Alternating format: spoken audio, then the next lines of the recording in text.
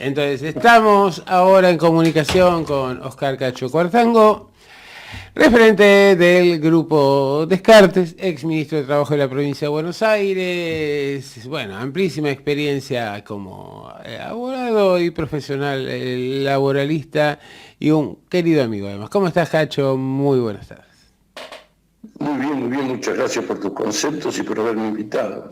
Bueno, ¿qué tenés para decirnos de todo esto? Mañana movilización de la CGT y el resto de las centrales obreras, demás asociaciones, cuestionando el mega DNU de Javier Milei. Y bueno, y un poco, te llamé para charlar un poco sobre esto, sobre cómo afecta al mundo del trabajo los contenidos de este mega DNU y también de las medidas económicas que ya se vienen implementando por parte del actual gobierno. Bueno, en primer término, déjame decirte que el DNU lo considero yo inconstitucional e insaneablemente nulo porque vulnera el principio de división de poderes, base del sistema republicano del gobierno, ¿verdad? Uh-huh. Aparte de eso, tiene otras tachas de inconstitucionalidad en lo que se refiere a su contenido. Y además hay algunos aspectos que deben ser discutidos en el Congreso y no pueden imponerse unilateralmente por el Ejecutivo. Aparte, como vos muy bien lo calificaste, de mega DNU, toca todos los temas. Pero antes, déjame que te puntualice un poco así, como por así decirlo, el contexto institucional en que nos encontramos. Y que el término resistencia, muy utilizado por algunos compañeros en los medios y en las redes, es muy caro a la historia del peronismo, se remonta a la actitud asumida por los partidarios de Juan Perón en el periodo que va después del golpe cívico-militar de septiembre del 55 y continuó como una epopeya hasta el levantamiento de la proscripción y el retorno del general Perón a la patria en mayo del 73, me parece, ¿no? Sí. Bueno, y que está caracterizado por la histórica No me olvides, que simboliza la resistencia, es un poco el símbolo, ¿no? Y una épica que se pasa por los fusilamientos de Valle, de Cogorno, de José León Suárez, la desaparición de Vallese, de otros compañeros, el ajusticiamiento de Aramburu. Ahora, esto no es una resistencia que se ejerció livianamente, sino que fue el derecho de resistencia a la opresión a través del cual se caracterizó esa resistencia. Entonces yo aconsejo no utilizar el término resistencia en este momento, porque no podemos desconocer que aunque en las antípodas del pensamiento peronista, el gobierno de Milei está legitimado por haber sido elegido por un amplio margen de los votos, ¿no? Sí. Que inclusive, te aclaro que yo estimo que podían haber sido mucho mayores de no haber sido por el esfuerzo titánico del candidato de Sergio Massa, que remontó y aportó un caudal de votos importante para evitar que esa derrota hubiera sido catastrófica, ¿verdad? Efectivamente, una elección excepcional en las condiciones en que le tocó afrontar la... Exactamente. Por otro lado, sí, Sí. pregúntame. Sí. Bueno, no, por otro lado, es el segundo gobierno liberal que llega al poder por el voto popular. El primero fue de Macri en el 2015, cuando nos derrotó a nosotros, que impulsamos la candidatura de Daniel Scioli. Pero a diferencia de Macri, llegó anticipando a viva voz su identidad libertaria y liberal, identificada con un Estado mínimo, con un mercado totalmente libre y con la privatización de todo lo que fuera privatizable. Inclusive eso se matizó con algunas posiciones extremas, como la venta de órganos, la libre portación de armas, voucher para asumir gastos de salud y educación, cortar las relaciones con Brasil, con China y con el Vaticano, denostando a la justicia social. Pero esas posiciones luego fueron originadas a medida que se avanzaba en la posibilidad de acceder al poder. Ujú. Ahora, deben merecer esto un análisis serio de parte nuestra, de los sectores del campo nacional y popular, peronistas o los que no son peronistas, pero que también comparten esa visión. Sí. Que es una necesaria autocrítica, es decir, no es por algo nos encontramos en esta situación, no encontramos el camino para seducir a los sectores de la sociedad. Incluso Perón ya nos había señalado el camino cuando dice que cuando el enemigo nos gana no se puede culpar al enemigo para ello, está para eso. Lo que hay que hacer es revisar por qué perdimos, ¿verdad? Así es. Y eso Bueno, es algo que no abunda, ¿no? La reflexión respecto de la derrota. Y no me refiero a la derrota puntual en esta elección, sino que de alguna manera ha habido un proceso de declinación, de arriamiento de las banderas históricas del peronismo desde hace bastante tiempo. sí, por supuesto. Hola. Sí, sí, te escucho. Por supuesto. Es decir, mira, precisamente en función del análisis del decreto de necesidad y urgencia, el decreto de necesidad y urgencia no existía no existía constitucionalmente, era paraconstitucional hasta la reforma del 94, ¿verdad? Sí. Y bien se había utilizado en algunas oportunidades, inclusive un caso típico que justifica el uso de esa metodología es el caso del plan austral de Raúl Alfonsín. Es decir, no se puede estar discutiendo un cambio de moneda en el Congreso porque se evita el factor sorpresa y se pierde efectividad. Efectivamente. Entonces, plenamente está justificado. Pero en este caso no hay ni necesidad ni urgencia, y aparte la diversidad de temas que encara no autoriza su utilización. Pero también es bueno decir que fue utilizado excesivamente por todos los presidentes que le precedieron, por Menem, por Dualde, por Kirchner, y por Cristina, y por Macri. Macri. Sí. Eso lo justifica, pero hay que reconocerlo, es decir, hay que hacerlo. Inclusive hay una norma legal que dice que el decreto de necesidad y urgencia no puede ser abierto, tiene que ser aceptado o rechazado. Uh-huh. No se puede debatir un contenido. También eso está mal, porque puede ser rechazado parcialmente o totalmente. Y eso fue así por obra de una ley de iniciativa del Ejecutivo Nacional en su momento, que era de nuestro color político, es decir, sí. Todas estas, porque en definitiva todo eso hay que hacer críticas de eso. Y el uso excesivo de decretos también, porque yo lo dije desde un primer momento, me aburrí diciendo que Menem no estaba legitimado para utilizar el decreto de necesidad de urgencia. Luego de su institucionalización también, porque hay que ser muy cautos. Sin embargo, la Corte los avaló plenamente en su momento. Obviamente, una Corte que era la de mayoría automática, que después Néstor Kirchner se encargó de destituir, ¿verdad? Así es. Pero todo este proceso y todo este desgaste llevó a que, entre otras cosas, ¿no? Pongo manera de ejemplo esto porque es el caso concreto que tenemos a la vista y en tratamiento ahora. Hay una preocupación en general, ¿no? De ver cómo se sale de este laberinto que planteó el gobierno nacional con la presentación de este mega DNU.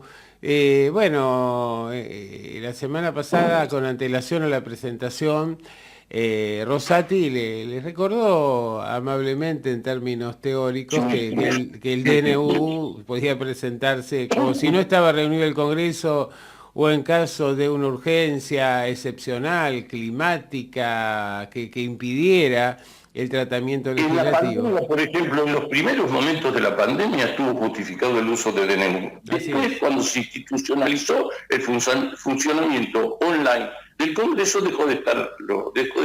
Así es. Y bueno, y entonces lo que se planteaba era, por un lado, que no se puede dar la suma del poder público a este gobierno, pero tampoco se puede presentar la alternativa de que este gobierno quede desautorizado a 20 días de gestión o menos, después de haber obtenido el 55% de los votos. Entonces, hay una sugerencia que se ha hecho que a mí me parece que es la que permitiría, porque Lustó dice, bueno, retírenlo y entonces manden todo una leyes espejo que vamos a tratar puntualmente.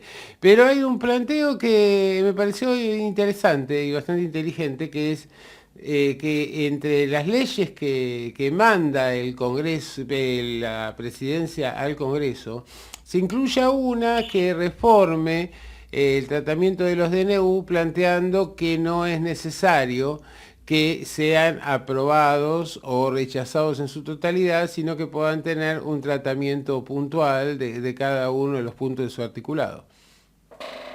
Y ese decreto, ese proyecto tenía que ser aprobado y promulgado previamente al tratamiento del DNU. Efectivamente, ese era un poco el planteo, que se bueno, envíe. eso es una idea que puede ser viable, sí, es decir, tiene que haber mucha buena voluntad y mucho consenso de parte de todos los sectores representados en el Congreso, ¿verdad? Tanto en diputados como en senadores.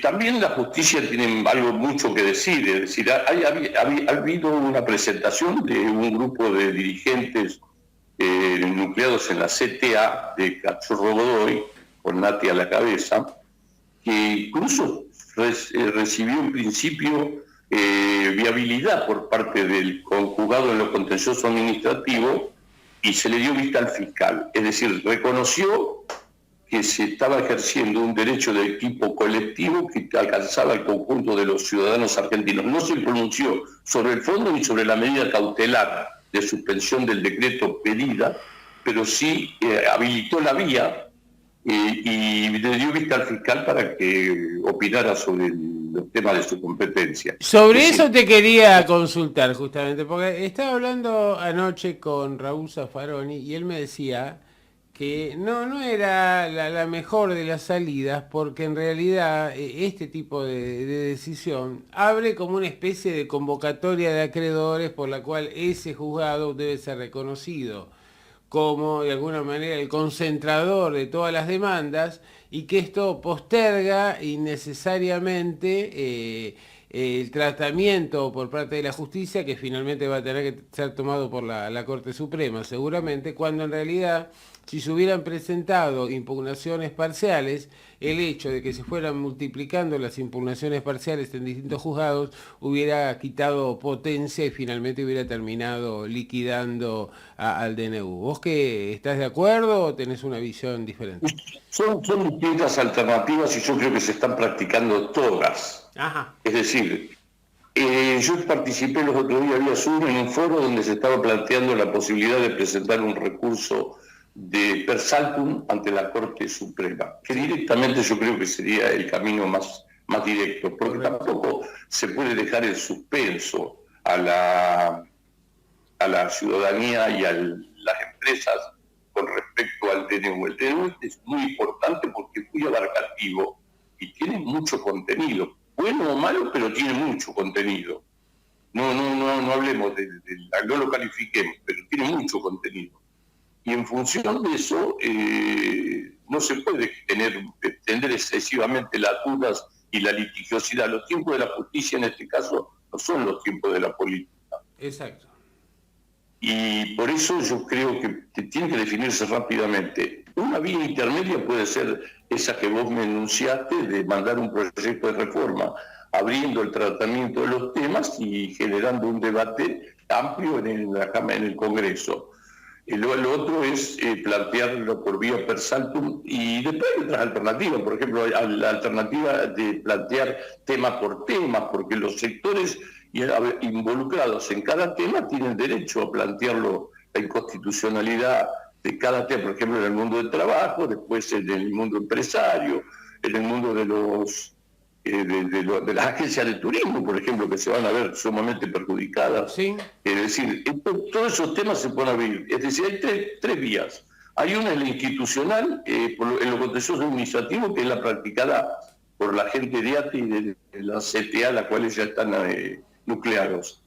Otro es un amparo vía per saltum, que se está por preparando y se está por presentar por un calificado grupo de especialistas de distintas disciplinas.